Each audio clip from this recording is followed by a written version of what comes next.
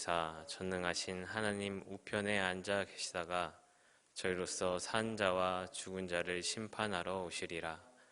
성령을 믿사오며 거룩한 공예와 성도가 서로 교통하는 것과 죄를 사하여 주시는 것과 몸이 다시 사는 것과 영원히 사는 것을 믿사옵나이다. 아멘. 함께 날마다 숨쉬는 순간마다 찬양하겠습니다.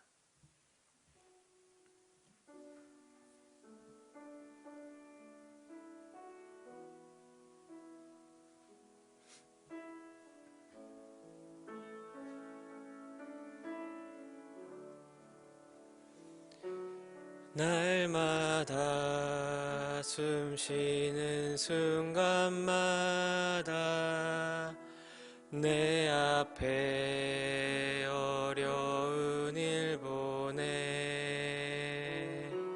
주님 앞에 이 몸을 맡길 때 슬픔 없네 두려움 없네 주님의 그 자비로운 손길 주님의 그 자비로운 손길 항상 좋은 것 주시도다 사랑스레 아픔과 기쁨을 수고와 평화와 안식을 날마다 주님 내 곁에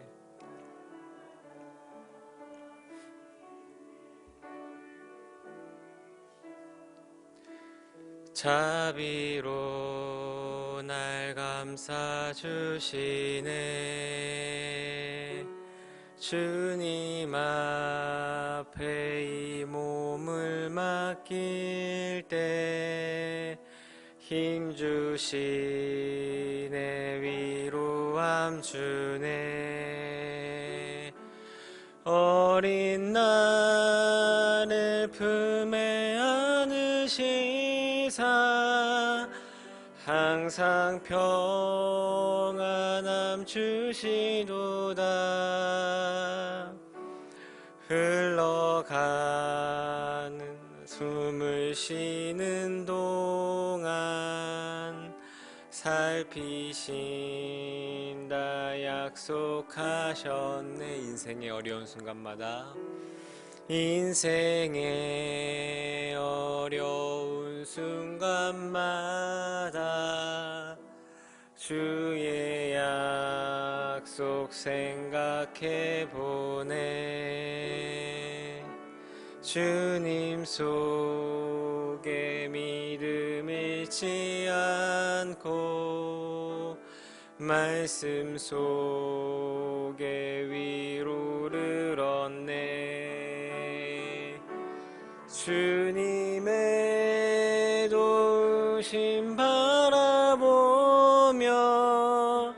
모든 어려움 이기도다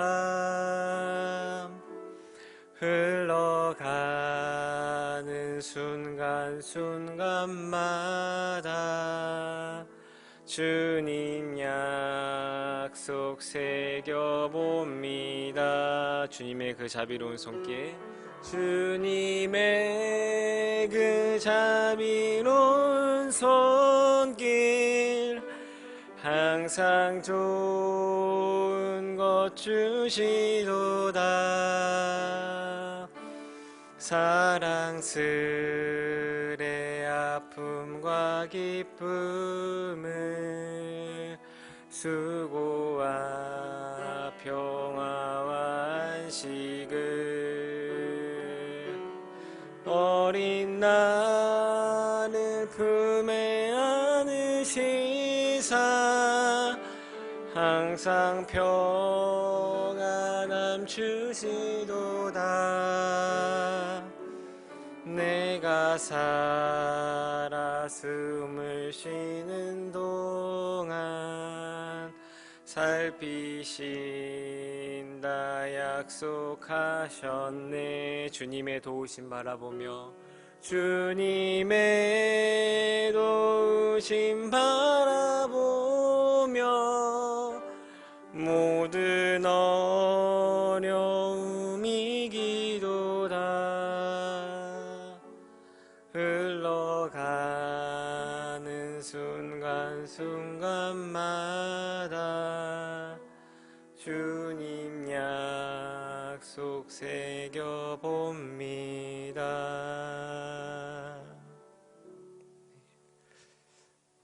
목사님 혹시 죄송한데 그 메인 스피커 소리를 제가 안 올린 것 같아가지고.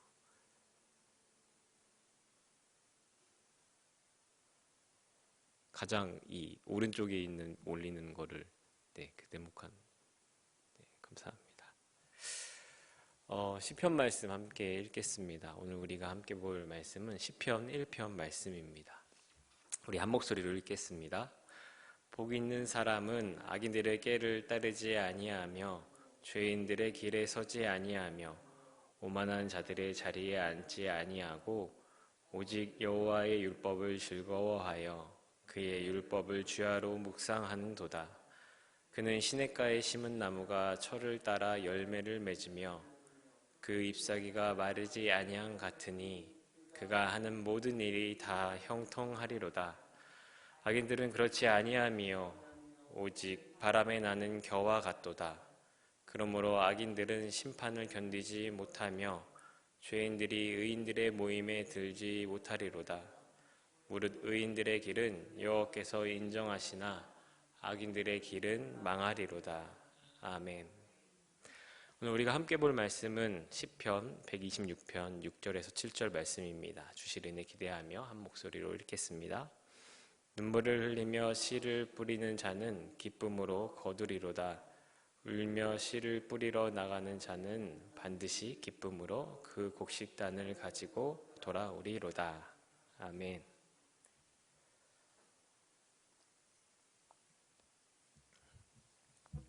2018년, 지금으로부터 2년 전이죠. 2년 전 딱 이맘때 추수감사 특별 새벽기도회 기간이 끝난 후에 목사님께서 저에게 이렇게 말씀하셨습니다.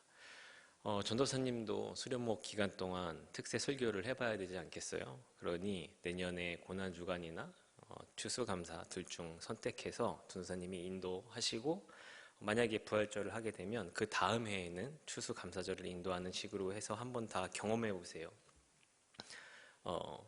처음 이 말을 들었을 때 제 마음이 어땠을까요? 무척 당황스러웠습니다. 물론 설교는 목회자로서 제가 당연히 그리고 반드시 감당해야 하는 중요한 일 중 하나고 특별 새벽 기도회 또한 그에 속하는 일이기는 하죠. 하지만 그 시점이 이렇게 빨리 그리고 갑작스럽게 찾아올 줄은 몰랐거든요.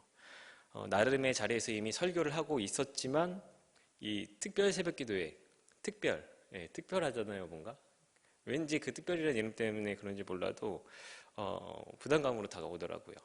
언젠가 올 곳이 지금 왔구나라는 생각도 들면서 말이죠. 어느새 시간이 흘러서 2019년이 되었습니다. 어떻게 되었을까요? 기억하실지 모르겠지만 저는 작년에 아무런 특별 새벽 기도회를 마치 않았습니다. 이 고난주간 그리고 추수감사 생각을 해보니까 고난주간이 좀 부담스럽더라고요. 둘 중에서는. 그래서 이제 4월이면 고난주간이 오잖아요. 가만히 있었습니다. 목사님께서 전도사님이 추수감사를 하려고 하시나 보다 생각하시고 인도하셨죠. 그리고 나서 이제 추수감사 때가 돌아옵니다. 근데 이런저런 사정으로 인해서 기억하실지 모르겠지만 우리 지금 예배하고 있는 이 예배당 우리 교회 공사가 늦어지면서 이런 표현이 어떨지 모르겠지만 때마침 그때가 이 성전 입당과 보온 시기가 겹치면서 목사님께서 역시 인도하시게 되었죠. 그리고 그 결과로 제가 지금 여기 서 있습니다. 우리가 지난 고난주간을 함께 새벽 기도로 보내지 못했지만 제가 영상을 찍어서 올려드렸었죠. 그때도 문 전도사가 인도했는데 왜 오늘도 문 전도사가 저기 서 있는가 궁금하신 분이 있다면 이런 사연이 있구나 라고 하시면 될 것 같습니다. 이렇게 우연찮게 라고 해야 될까요? 혹은 상황이 그렇게 돌아가서 제가 있는 것 같지만 그렇지만 이 또한 주님의 계획에 있는 일이라 믿습니다. 이 믿음으로 우리가 함께 일주일을 보낼 때 우리 안에 선포되는 말씀과 그리고 믿음의 고백을 통해 주님을 향한 감사, 사랑이 더욱 커지고 그로 인해서 삶의 만족과 평안 얻는 감사가 넘치는 일주일이 되기를 간절히 소망합니다. 제가 이곳에 이렇게 소개된 과정을 말씀드리는 이유 중 하나는 여러분들에게 고난주간도 그러했지만 제가 추수감사절 특세 설교가 이번이 처음이라는 것을 다시금 말씀드리기 위함입니다. 이전에는 이 추수감사절 말씀을 전한 기억이 그리고 경험이 저에게는 전혀 없다는 거죠. 물론 모태신앙으로서 여러 추수감사절을 보냈습니다. 그리고 또 전도사가 되어서는 1년에 한 번 아이들과 간단하게라도 추수감사절이 무엇인지, 추수감사절의 정신이 무엇인지 나눔의 시간을 갖기도 하였죠. 하지만 추수감사를 위한 이 예배를 인도하고 설거지가 되어서 이 시간들을 보내기는 처음입니다. 그래서 이 처음 맡게 되는 이 추수감사절, 추수감사 설교를, 이 특세를 어떻게 준비해야 하나 고민하다가 이 조심조심 초행길을 가는 것처럼 준비해야 되겠다라는 생각이 들었는데요. 그러다 보니 우선 할 일은 이 추수감사절이 정확히 무엇인가, 추수감사절이라는 절기의 유래와 정신을 먼저 잘 이해하는 것이라 생각하게 되었습니다. 이미 몇 차례 교회 안에서 추수감사절을 보내신 분들은 우리가 지키는 이 추수감사절이 북미 대륙에 건너간 영국 청구조들에 의해서 비롯되었음을 잘 알고 계실 겁니다. 1620년 8월 신대륙을 향해 메이 플라워라는 이름의 배에 몸을 실은 102명의 영국 청교도들이 있었는데 그들은 약 3달여의 여행 끝에 11월 중순 미국 동부 매사추세츠의 한 해안가에 도착합니다. 원래 계획은 그보다 좀 남쪽 버지니아라는 곳에 도착했어야 한대요. 하지만 그쪽에 이렇게 계절풍이 항상 불었기 때문에 자신들이 의도한 바보다는 좀 북쪽에 닷을 내리게 된 거죠. 그곳에서 약 5일간의 탐사 기간을 가졌다고 합니다. 그리고 그 결과 지금의 플리머스라는 곳에 정착하게 되었습니다. 긴 하객 시간 동안 찬송과 예배를 멈추지 않았던 신실한 믿음의 사람들이었기에 그들은 무사히 항해를 마치고 새로운 삶의 터전을 허락하신 하나님께 감사의 예배를 드렸죠. 그러나 그 후에 아주 혹독한 현실과 그들은 마주하게 됩니다. 이 도착한 것이 11월이잖아요. 그러니까 겨울로 계절이 접어들면서 강풍과 눈보라를 동반한 추위, 그리고 이 대륙을 이동하게 되면서요 면역력이 없어서 겪게 되는 이 새로운 질병들, 그리고 식량 부족으로 인한 영양실조, 들짐승의 위협 등이 그들의 안전과 생명을 위협합니다. 그리고 그 결과 그 첫 겨울에만 이 102명이잖아요. 그 가운데 절반에 가까운 44명이 생명을 잃게 되었다고 합니다. 살아남은 이들 역시도 진음으로 신음하고 그리고 배고픔에 시달리며 자신의 생명과 앞으로의 날들을 걱정해야 하는 처지에 빠진 거죠. 그러나 다행히도 이내 혹독한 겨울이 지나고 따뜻한 봄이 찾아왔습니다. 이 살아남은 이들은 땅을 개간하고 씨를 뿌리며 열심히 땀을 흘렸습니다. 통나무들을 잘라서 보금자리도 마련했는데 먼저 교회를 짓고 그 다음에는 학교를 짓고 그리고 머물 집을 지었다고 합니다. 이렇듯 어려운 상황 속에서도 믿음과 삶을 포기하지 않고 최선을 다해 땀 흘린 청교도들은 그의 추수의 시기에 기대 이상의 결실을 거두게 되었다고 하는데요. 그때에 하나님께 눈물로 감사의 예배를 돌립니다. 이것이 바로 추수감사 예배의 시작인 거죠. 그렇게 1621년 가을 북미 대륙에서 첫 추수감사절 예배가 하나님께 드려집니다. 이 예배와 이 정신이 미국 선교사들을 통해서 우리나라에까지 전해져서 우리가 이렇게 함께 지금 추수감사 기간을 보내고 있는 거죠. 이렇게 추수감사절 유래를 유심히 살펴보니 여태까지 추수감사절에 대한 저의 이해가 참 부족했구나라는 생각이 들었습니다. 이 저만 그런 건지 모르겠지만 이 추수라는 단어에 좀 집중하게 되더라고요. 왠지 추수감사절은. 그래서 사실 우리가 지금 농사를 짓는 것도 아니고 우리 안에 추수가 사실은 없지 않습니까? 그러다 보니 당연히 우리가 주님 앞에 나의 삶에 공급받은 것을 감사해야 하지만 우리 안에 하나님에만 신실한 믿음이 있다면 내가 가진 것, 내가 누리는 것 모든 것이 주님으로부터 비롯된 믿음을 가지고 늘 감사하는 마음으로 살아야 하지만 이 추수가 없는 추수감사절이 우리에게 어떤 의미가 있을까?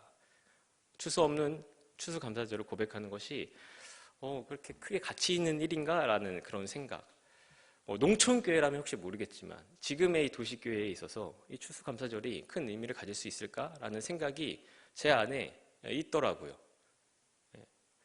그런데 이 설교를 준비하면서 주님께 처음 추수감사 예배를 드린 이 청교도들의 상황을 다시 한번 곰곰이 살펴보니 그들의 감사가 단순히 추수 때에 얻은 많은 결실에서 비롯된 것이 아님을 보게 되었습니다. 그들의 감사가 단순히 이 고생 끝에 낙이 온 것에 대한 감사, 추수 때에 풍성한 결실을 주심에 대한 감사가 아니었다는 거죠. 물론 청교도들은 집과 먹을 것이 없는 이 생존을 보장받지 못하는 그런 상황에서 한 해 만에 따뜻한 겨울을 맞이하는 따뜻한 집과 풍성한 식량을 얻게 되는 그런 은혜를 누리고 있습니다. 하지만 다시 한번 생각해 볼 것은 그들은 아직 몇 개월 지나지 않은 지난 겨울에 102명 중 44명을 자신의 가족과 형제 그리고 이웃을 떠나보내는 아픔을 겪었다는 겁니다. 그리고 심지어는 자기도 그렇게 될 수 있었던 그 위기까지 갔던 사람들인 거죠. 이 눈앞의 수확이 앞으로 살아갈 삶을 기준으로는 감사하고 기쁜 일입니다. 그러나 얼마 전 많은 사랑하는 사람들을 떠나보내는 일을 경험해야 했던 그들로서는 이 거둔 것이 많다는 이유만으로 마냥 기쁨을 느끼지는 않았을 겁니다. 어찌 보면 오히려 그 풍성함으로 인해 이것에 반만 있었더라면, 아니 이것에 반의 반만 있었더라면 지난 겨울 그렇게 허망하게 내 사랑하는 사람들을 떠나보내지 않을 수 있었을 텐데 라는 아쉬움과 미련이 생겨날 수도 있는 노릇이죠. 또한 이 청교도들이 왜 영국 땅을 떠나서 미 대륙으로 이주하기 결정했는지도 볼 필요가 있습니다. 이 당시 영국 사회에는 청교도들과 영국 국교도들 사이에 종교 정치적 갈등이 있었다고 합니다. 문제는 영국 여왕이 이를 해결함에 있어서 이 자신의 정치적인 이익을 따라서 왕정에 우호적이었던 영국 국교도들에게 힘을 실어주었다는 겁니다. 여왕은 영국 국교와 다른 신학과 신앙의 자유를 아예 허락하지 않았고요. 이에 청교도들은 영국 사회에서 핍박의 대상이 되었죠. 이런 상황 속에서 청교도들은 자신의 신앙을 지키기 위해 먼저 네덜란드로 이렇게 건너갔다고 합니다. 하지만 그들의 기대와는 다르게 그곳에서의 상황도 그리 녹록지가 않았죠. 그래서 긴 기도의 시간 끝에 믿음으로 새로운 삶의 터전으로 나아가야 되겠다. 미 대륙으로 건너가야 되겠다. 결정하게 된 겁니다. 이 결정한다고 그냥 그 일이 이루어지는 것이 아니죠. 그들은 열심히 일해야 했습니다. 왜냐하면 그곳에 가기 위해서는 배가 필요했으니까요. 바로 메이플라워호죠. 메이플라워를 구입하기 위해서 그들이 일한 시간은 무려 7년이라고 합니다. 7년 동안 열심히 수고해서 배를 구입하였는데 사실 이 메이플라워호가 대륙을 건너갈 만한 사이즈의 배가 아니었다고 해요.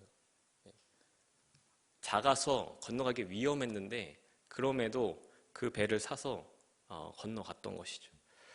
이래서 청교도들은 좀 더 온전히 하나님의 말씀에 따라 하나님 말씀을 이루며 사는 삶을 살기 위해 그리고 그런 신앙의 열정으로 고된 노동과 험난한 시간들을 참아내면서 네덜란드로 그리고 마침내는 북미 대륙으로 향하게 된 겁니다. 낯선 환경에 대한 걱정과 염려가 있었고 낯선 환경에 대한 걱정과 염려가 있었지만 새로운 곳에서 누릴 신앙의 자유와 하나님께서 하실 일에 대한 기대를 가지고 그들은 나아갔습니다. 그런데 처음부터 삐걱대죠. 제가 말씀드렸잖아요. 원래 도착하기로 계획되어 있던 것보다 더 다른 곳에 도착하게 되었다고요. 그곳에서 나름의 계획이 있었을 겁니다. 하지만 그들은 다른 곳에 도착하게 됨으로써 그 계획에 따라 움직이지 못합니다. 그렇게 비록 계획에는 실패했으나 비록 계획했던 곳은 아니나 그러나 주님의 뜻이 있을 것이라는 기대를 가지고 그렇게 생각하면서 그들은 예상치 못한 곳에 정착을 하게 됩니다. 그런데 그들이 기다리고 있었던 것은 그렇게 주님의 계획하심과 예배하심이라고 보여지기보다는 극심한 추위와 배고픔, 갖은 질병들과 들짐승들의 위협이었습니다. 그리고 그 과정에서 그들은 수많은 사랑하는 사람들을 떠나보내는 큰 슬픔과 아픔까지 겪어야 했죠. 이렇듯 하나하나 따져보면 그들이 당한 그 일들을 생각해보면 새로운 땅에서 풍성한 추수를 했다는 것만으로 그들의 감사에 대한 충분한 이유를 설명하기 어렵다 느껴집니다. 단순히 물질의 풍요를 의미하는 추수만으로는 설명이 안 된다는 거죠. 오늘 우리가 함께 읽은 본문은 포로 귀환 후 혹은 포로 귀환 시기에 다시 예루살렘과 하나님의 성전을 재건해야 하는 믿음의 사람들을 향한 선지자의 선포의 말씀입니다. 눈물을 흘리며 씨를 뿌린다는 것은 마치 비가 오지 않는데도 씨를 뿌리는 자의 탄식의 소리와 같다고 합니다. 포로 생활에서 해방되어 예루살렘으로 돌아왔지만 미래에 대한 아무런 보장이나 희망이 없어 보이는 당시의 암울한 상황을 나타내는 말이죠. 그러나 시의 저자는 그 탄식 속에서도 계속해서 씨를 뿌려야 한다 말하고 있습니다. 빛이 비추지 않고 비도 오지 않을 것 같은 그 메마른 땅에 씨를 뿌려야 하는 상황 같지만 눈물로 울면서라도 계속해서 씨를 뿌려야 한다 시편의 저자는 말하고 있습니다. 왜 그렇습니까? 기쁨으로 단을 거둘 것이기 때문입니다. 이 미래에 대한 아무런 보장이나 희망이 없이 씨를 뿌렸지만 하나님께서 그것에 비를 내리시고 빛을 비추셔서 놀라운 결실을 맺게 하실 것이기 때문입니다. 눈물로 씨를 뿌릴 때 비로소 하늘의 기쁨을 누릴 수 있는 기회를 얻게 되는 거죠. 이 새로운 삶의 터전에서 풍성한 수억에 감사하며 추수감사절을 주님께 올려드린 청교도들의 모범이 눈물을 흘리며 울며 씨를 뿌리는 것이 무엇인지를 우리에게 잘 보여주는 교훈이 되는 것 같습니다. 온전한 믿음의 사람으로 살기 위해 신실하게 말씀에 순종하며 살기 위해 안정적인 자리를 떠나 네덜란드로 그리고 미 대륙으로 삶의 자리를 옮기고 그것을 위해 열심히 수고하고 땀 흘렸던 청교도들, 부푼 기대를 가지고 도착한 그 땅에서 예상치 못한 어려움을 만나 큰 어려움과 공동체의 많은 이들을 잇는 큰 아픔을 겪었지만 그들은 포기하거나 낙마하지 않았습니다. 주님을 의지하며 땅을 경작하고 가장 먼저 교회를 세웠습니다. 그런 그들의 모습이 바로 눈물을 흘리며 울며 씨를 뿌리는 모습인 것입니다. 그러한 청교들의 주님을 향한 신실한 삶이 있었기에 주님께서는 풍성한 열매와 곡식을 허락하십니다. 눈물을 뿌리며 씨를 뿌리는 자는 기쁨으로 단을 거둘 것이라는 언약의 말씀을 하나님께서 그들 가운데 이루신 것이죠. 이 청교들의 감사의 이유는 바로 여기에 있습니다. 많은 수확, 물론 기쁘고 감사한 일이지만 단순히 풍성한 물질을 얻었기 때문에 기쁜 것이 아니라 비록 많은 어려움과 아픔이 있었지만 주님께서 우리와 함께 하시고 우리를 돌보시며 당신의 선하신 뜻과 계획에 따라 이끌어 가신다는 확신과 위로가 그들에게 기쁨과 감사의 이유가 되었던 것입니다. 주님 사랑함으로 주님 말씀에 따라 살기 위해 자신들이 선택했던 그 눈물의 시간들이 주님께 용납되어지고 마침내 그 결실을 보게 되었을 때에 그들 안에 감사의 마음이 충만해졌던 것이죠. 이번 특별 새벽 기도의 기간 동안 그리고 우리의 모든 삶의 시간들 속에서도 우리에게도 이러한 감사의 고백이 일어나기를 간절히 소망합니다.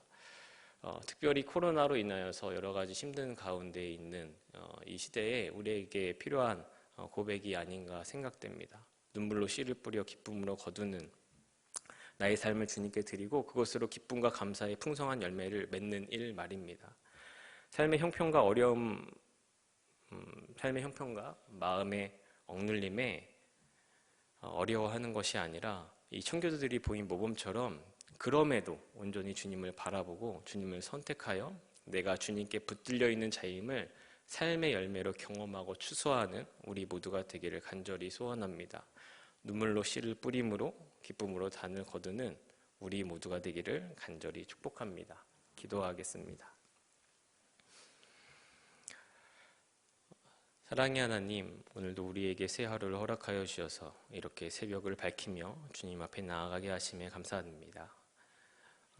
주의 나타나심은 새벽빛같이 어김없다 선포한 선지자의 고백처럼 여기 모인 모든 사람들 날마다 나와 함께하여 주시는 주님 발견하며 그 주님으로 만족하는 복된 은혜의 삶 살게 하여 주시옵소서. 어둡고 깊은 삶의 골짜기를 바라보며 사는 것이 아니라 고개를 들어 나를 밝히 비추시는 주님 바라보고 의지하며 말씀 따라 살아감으로 마침내 풍성한 추수의 때를 맞이하였던 청교들과 같은 은혜를 우리도 누리게 하여 주시옵소서. 그 마음 품고 감사의 예물 드린 자들 있습니다. 주님께서 그 감사의 제목 가운데 함께하여 주셔서 삶 가운데 그 감사의 제목이 아름답고 풍성한 결실을 맺을 수 있는 은혜 또한 허락하여 주시옵소서. 네, 우리에게 기쁨과 감사의 제목 주시는 주님의 이름을 찬양합니다. 예수님의 이름으로 기도합니다. 아멘. 하늘에 계신 우리 아버지여, 이름이 거룩히 여김을 받으시오며 나라가 임하시오며 뜻이 하늘에서 이루어진 것 같이 땅에서도 이루어지이다.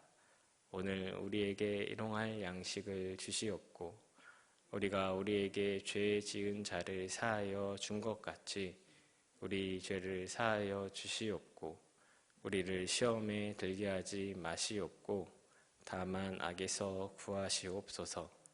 나라와 권세와 영광이 아버지께 영원히 있사옵나이다. 아멘. 우리 다시 한번 날마다 숨쉬는 순간마다 찬양하고 함께 기도하겠습니다.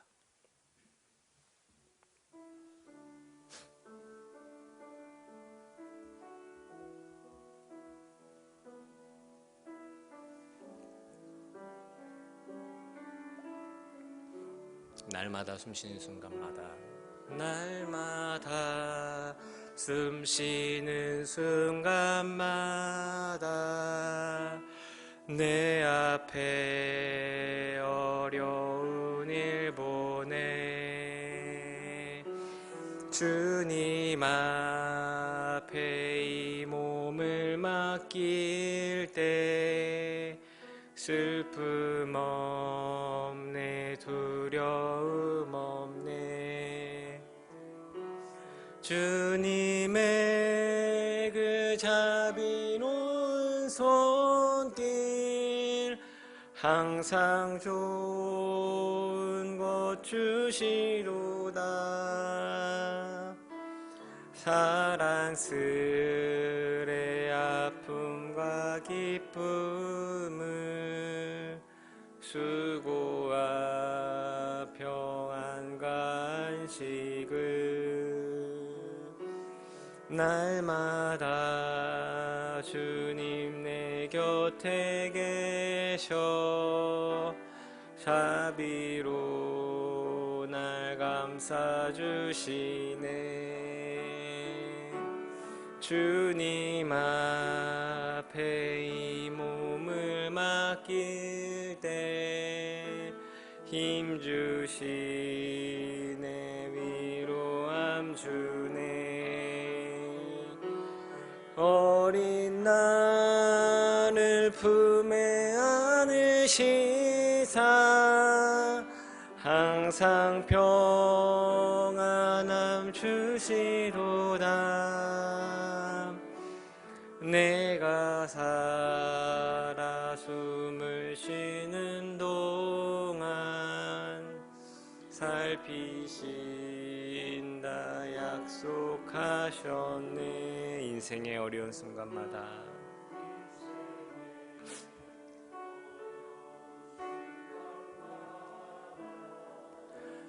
주의 약속 생각해보네 주님 속에 믿음 잃지 않고 말씀 속에 위로를 얻네 주님의 도우심 바라보며 모든 어려움 이기도다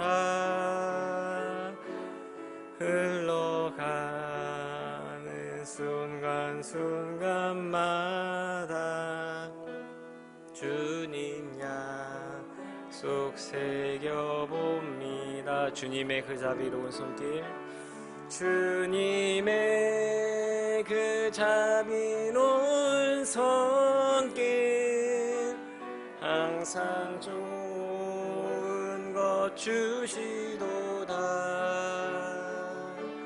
사랑스레 아픔과 기쁨을 수고와 평안과 안식을 어린 나를 품에 안으시사 어린 나를 품에 안으시사 항상 평안함 주시도다. 내가 살아 숨을 쉬는 동안 살피신다 약속하셨네. 주님의 도우심 바라보며 도우심 바라보며 모든 어려움이 기도다. 흘러가는 순간순간마다 주님 약속 새겨봅니다. 우리 함께 기도하겠습니다. 날마다 숨쉬는 순간마다 내 앞에 어려운 일을 보내 찬양을 고백합니다. 우리의 삶을 생각하면 참 적당한 가사인 것 같습니다. 그러나 이 찬양의 고백은 거기서 그치지 않습니다. 그 어려운 가운데 주께 나의 몸을 맡길 때 주님께서 나를 감싸 안아주시고 좋은 것 주시겠다는 주님의 약속을 새롭게 하심을 고백하고 있습니다. 그로 인해 내가 주님의 도우심과 위로를 받는다. 아픔 가운데 기쁨과 수고와 아픔 가운데 기쁨을, 그 수고 가운데 평안을 누리며 산다. 찬양은 고백합니다. 이 시간 이 찬양의 고백이 우리의 고백이 되길 함께 기도하기 원합니다. 날마다 삶의 어려움이 우리에게 다가오지만 그 가운데 나를 붙드시고 선하신 뜻에 따라 인도하시는 주님 바라보고 의지하며 주님의 말씀과 약속 붙들며 살겠노라. 함께 기도합시다.